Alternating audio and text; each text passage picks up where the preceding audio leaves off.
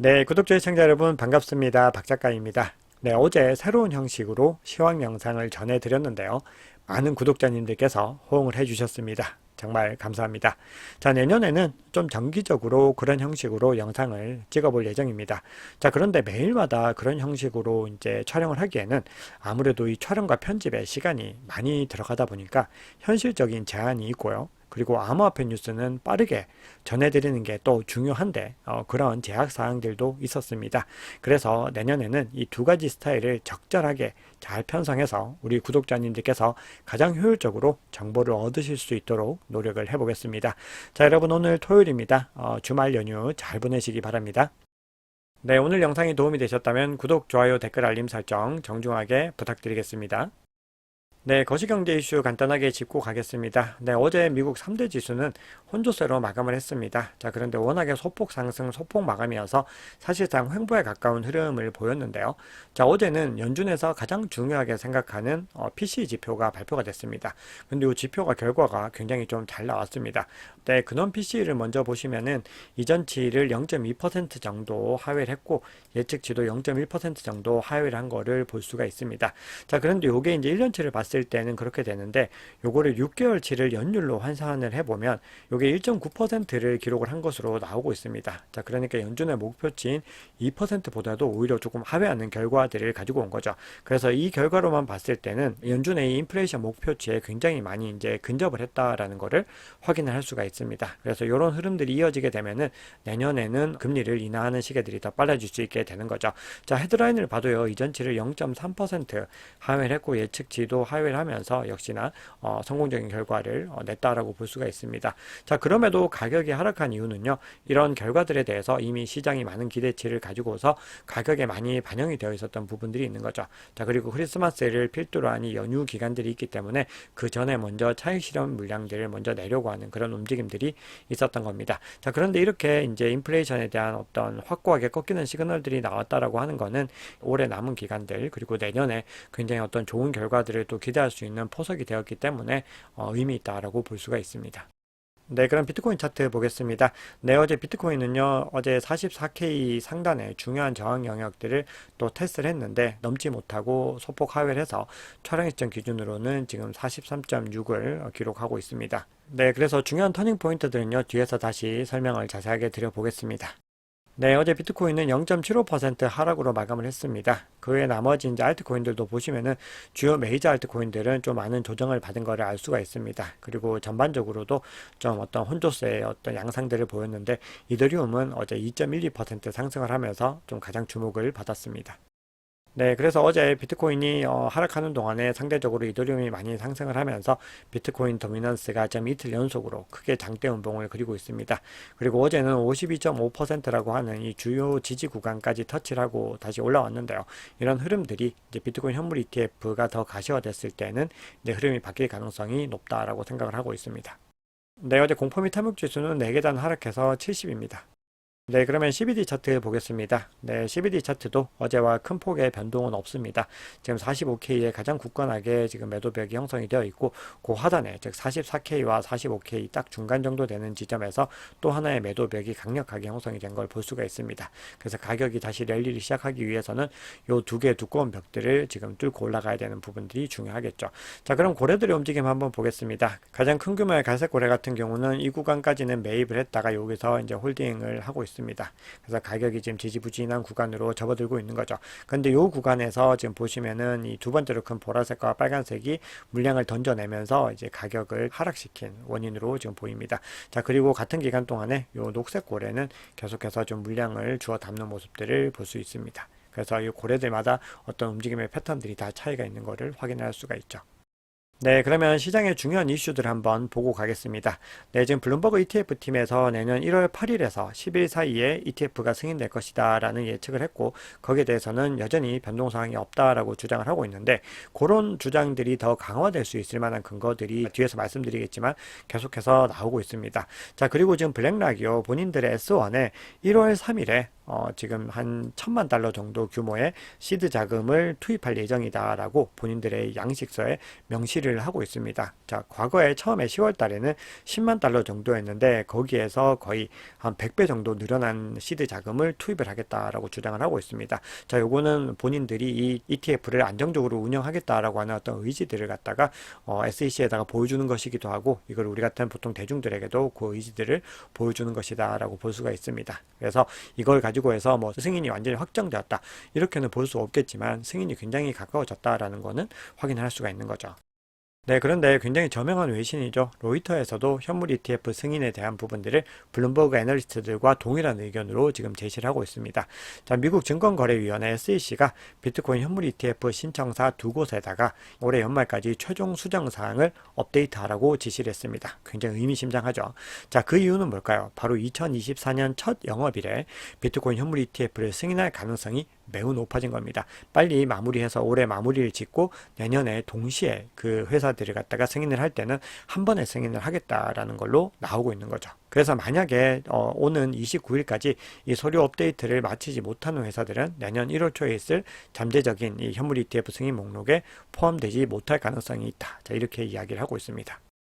네, 그런데 지금 자산운용사들이 지금 신청을 해서 지금 SEC와 미팅을 한 어떤 일정들이나 여러 가지 어떤 형식들, 그러니까 인카인드로 할 것이냐, 캐시 방식, 현금 창출로 할 것이냐가 지금 확정이 되지 않은 회사들도 이제 많이 남아 있는 것을 볼 수가 있습니다. 그래서 계속해서 활발하게 미팅을 하고 있는데, 지금 앞서 말씀드렸던 요 7개 회사가 미팅을 가졌다고 했는데, 요 노란색으로 표시되어 있는 요 회사들이 같이 이제 SEC와 미팅을 가진 겁니다. 그래서 최종적인 이제 결정을 해야 되는 상황인데, 자, 이 중에서 캐시 방식으로 완전히 확정을 했으면서 이제 SEC와의 미팅까지도 완료를 한 회사를 갖다 따져보면은 대략적으로 한 4, 5개 정도 회사들이 지금 남는다는 것을 확인할 수가 있습니다. 거기에 이제 블랙락과 아크, 21 세어스가 들어가 있는 거죠. 자, 그리고 이런 회사들은요, 지금 블랙락이 SEC와 6번 미팅을 가졌고, 해시덱스도 지금 3번 미팅을 가진 것으로 나오는데요. 굉장히 출시가 지금 가시화되고 있는 것들을 확인을 할 수가 있습니다. 그래서 지금 올해 남은 기간에 지금 나머지 회사들이 다 이제 S1 양식을 마무리하게 되면은 이제 내년 초에 출범할 수 있는 가능성이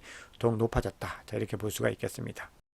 네, 그런데 지금 블랙락 같은 경우도 아직까지 완전히 상황들이 다 해결이 된 거는 아닌 것으로 지금 보입니다. 왜냐하면 최근에 블랙락의 법무팀이 SEC와 잦은 접촉을 지금 하고 있습니다. 실무단에서 계속 미팅을 하고 있는데, 거기서 좀 중요한 부분들이 현금 조성과 어떤 승인된 공급자 합의, AP에 대한 어떤 합의와 관련해서 이 용어에 대한 강경한 입장들을 견지를 하고 있는 것으로 나오고 있습니다. 자, 이게 무슨 말이냐면은 지금 블랙락이 현금 방식, 현금 창출을 갖다가 이제 선택을 했지만, 그럼에도 나중에 이제 인카인드 방식으로도 이제 전환할 수 있는 어떤 여지들을 S1의 이제 용어들을 좀 약간은 융통성 있게 사용을 하면서 그렇게 제시를 했는데, 거기에 대해서 S1이 지금 그 표현들조차도 허용을 하지 않고 있는 부분들이 있는 겁니다. 그래서 이것들이 계속해서 지금 어떤 미팅들이 이어지는 걸로 봐서는 아직까지 남은 변수들이 완전히 제거됐다라고 보기는 어렵다. 이렇게 볼 수가 있겠습니다. 네, 만약에 이제 비트코인 현물 ETF가 승인이 되면은 어떤 효과들이 나올 수 있는가? 가장 중요한 것은 여러 기관들이 결국은 이 비트코인을 포트폴리오에 자연스럽게 담을 수 있는 일단 기반들이 마련되는 것이다라고 볼 수가 있겠죠. 네, 그래서 미국의 연구기관 DACFP가 진행한 이 설문조사에 따르면요, 미 투자자문사의 50%가 비트코인 현물 ETF를 비롯한 이 암호화폐 상품을 고객에게 제공할 의사가 있다라고 이야기를 하고 있습니다. 다만 여기에서 15%만이 현재까지는 실질적으로 고객과 암호화폐에 대해서 논의하고 있다라고 답했습니다. 그런데 지금 이런 시작 포인트에서 15%도 굉장히 많은 양이고, 지금 50%가 이 정도의 의지를 가지고 있다라고 하는 거는 지금 ETF 승인 이후에 많은 어떤 수요들을 창출할 수 있는 여지들이 있다라고 볼 수가 있겠죠. 네, 거기다가 CNBC에 따르면은 비트코인 현물 ETF가 승인되면은 이 퇴직연금 운용사들도 암호화폐를 포트폴리오에 추가하겠다라는 의지를 보여줬다라는 겁니다. 네, 그래서 지금까지는 퇴직연금을 통한 이 암호화폐 투자가 제한적이었지만, 앞으로는 더 많은 퇴직연금 운용사들이 암호화폐를 지원할 것으로 굉장히 기대를 하고 있습니다. 그래서 수요가 늘어날 수 있는 어떤 비트코인 ETF로 어떤 자금이 올 수 있는 여러 가지 루트들이 굉장히 많아지는 것들을 우리가 알 수가 있습니다.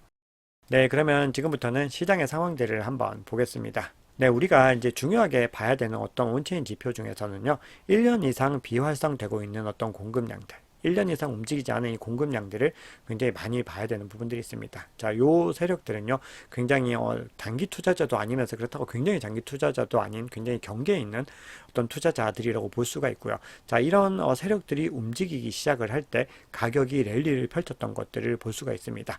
자, 그래서 과거의 어떤 패턴들을 보시면은 상승 추세에 있다가 요 노란색 선입니다. 여기서 이 구간이 딱 꺾여가는 이 지점부터 가격이 폭등하는 것을 볼 수가 있는 거죠. 그래서 지금 보시면은 가격과 거의 유사하게 움직이면서 지금 상승 추세를 지금 아직까지는 타고 있습니다. 그러니까 아직까지는 상승장이더라도 굉장히 초입이거나 아주 진입 구간 정도라고 볼 수가 있는 거고요. 이 구간에서부터 이제 이 상승을 하다가 이 1년 동안 비활성된 공급량이 꺾이게 내는 순간, 이때부터가 바로 이 대세 상승장이 본격적으로 진입하는 시점이다. 이렇게 볼 수가 있다는 겁니다. 자, 그리고 뒤에서 이제 장표에서 또 보여드릴 부분들이 있는데요. 이 대세 상승장이 본격적으로 도래하는 어떤 가격대는 어디에 있는 것인가? 자, 그 부분들도 뒤에서 한번 말씀을 드려보겠습니다. 네, 그런데 지금 가격이 지금 속 시원하게 올라가 주지 않고 좀 지지부진한 이유들을 보면요. 가장 중요한 부분이 투자 주체들이 굉장히 이 시장에서 이제 ETF 승인 일정이 다가오고 하고 있기 때문에 조심스럽게 움직이고 있다라는 것을 볼 수가 있습니다. 자, 왜냐하면은 지금 시장이 상승하는 분위기인데도 불구하고 이 레버리지는 계속해서 지금 감소하는 추세로 가고 있습니다.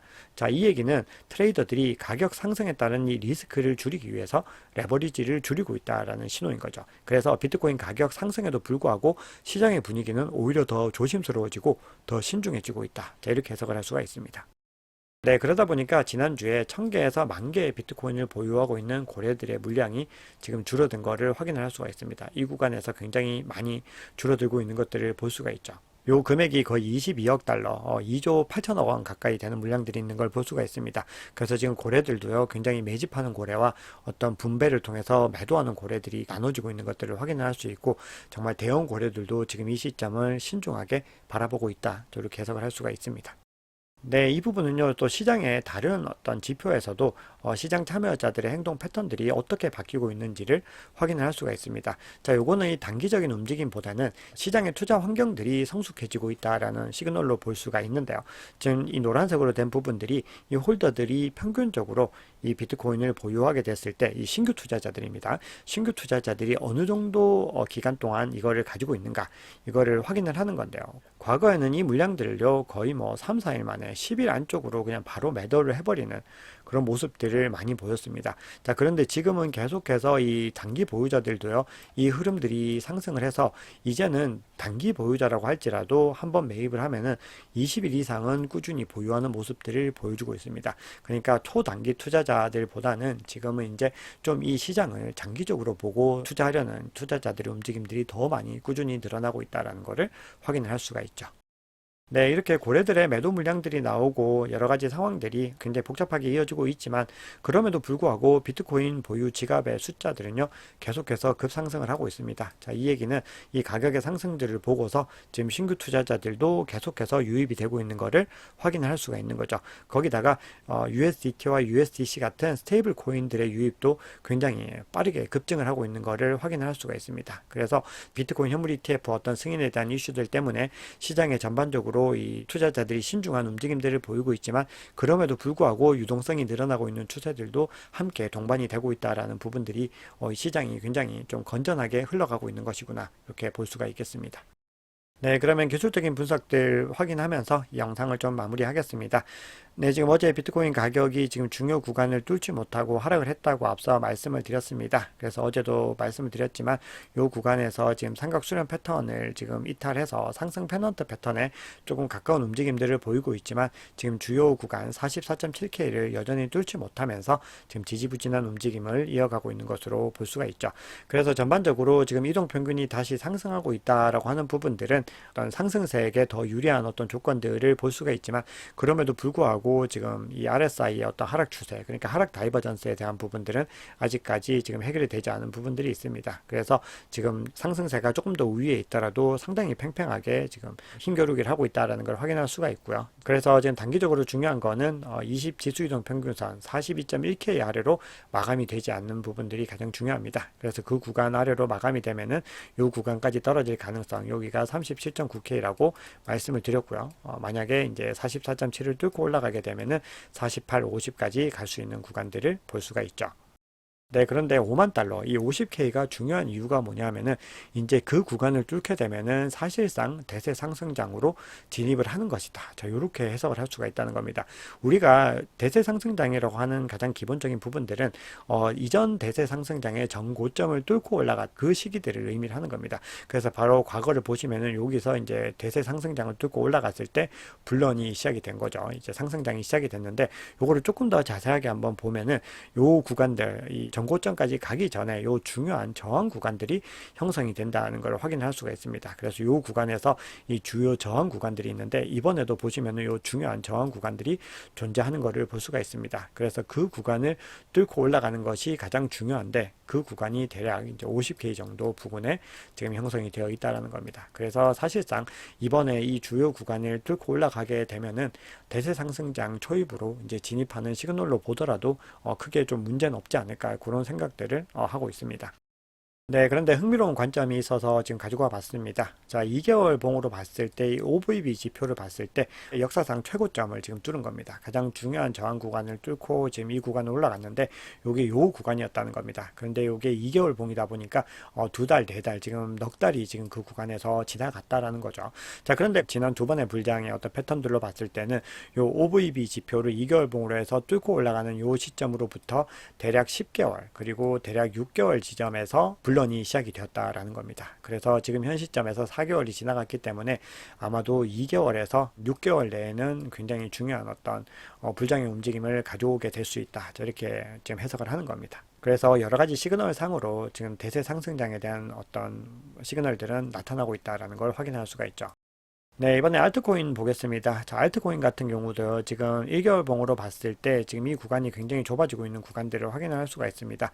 그래서 지금 알트코인 상승장으로 도래할 움직임들이 지금 서서히 보였는데 MACD에서도 지금 불크로스가 일어나고 있는 걸 확인할 수가 있습니다. 그래서 내년에는 지금 알트코인들도 굉장히 많은 또 상승 움직임들, 이 랠리들을 이어가게 될 가능성이 있습니다. 네, 오늘 준비한 얘기는 여기까지입니다. 오늘 영상이 도움이 되셨다면 구독, 좋아요, 댓글, 알림 설정 정중하게 부탁드리겠습니다. 지금까지 박 작가였습니다.